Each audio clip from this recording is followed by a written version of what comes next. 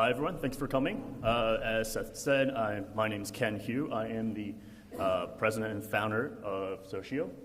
And as the title said, I'm here to talk about how we analyze Weibo, give some of the challenges and tips and tricks of what we've done since time is short.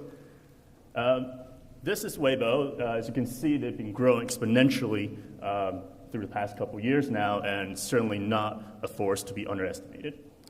This is Chinese, and this is Chinese on Weibo.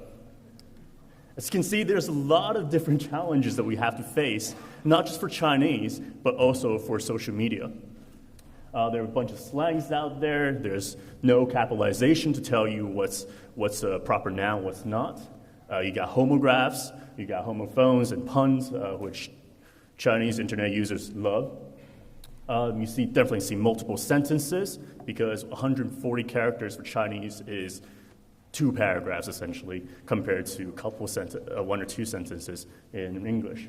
And as we all know, as we all notice in about Chinese, is that there are a lot of segments which you don't know where a term begins and where a term ends, and that makes us horrified.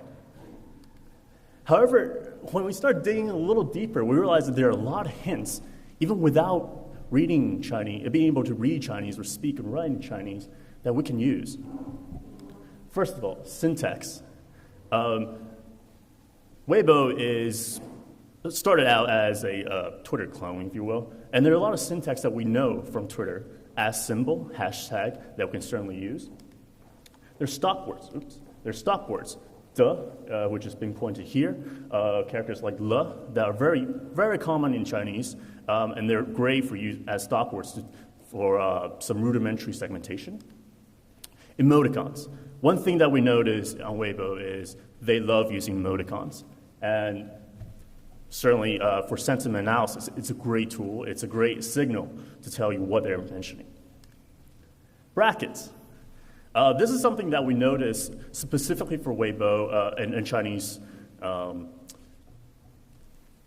Chinese user content that is not very prominent in Twitter or other English content, is the use of brackets. They're very useful. I'll show you how later.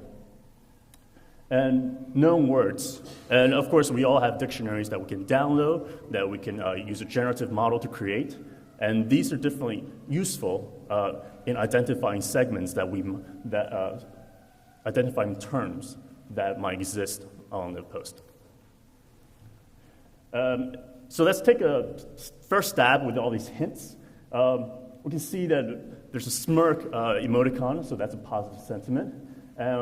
Through our dictionary, we know that that term has a negative sentiment, and you can certainly see I blurred out the username, I blur out the things in the brackets, because brackets are actually indicators a lot of time for proper nouns. In this case, they're actually talking about name of certain skits for this comedian. So it's a great way to remove them, because they're not important for us to identify sentiment. The next thing I'm going to address is how do we deal with puns and slangs and homophones specifically. A great tip here is use pinyin. As we converse in Chinese, as people converse in Chinese, they're not internally converting words into characters. They're extracting content from the sound.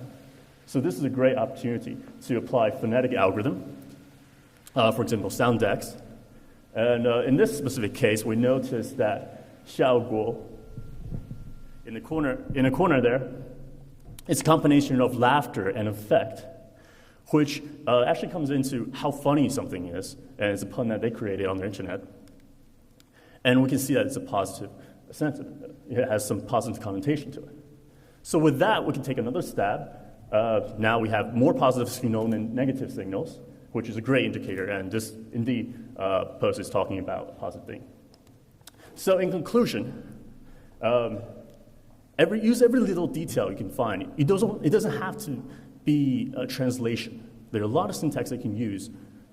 Translated sound is very important, and make sure you're identifying what you're analyzing. Thank you.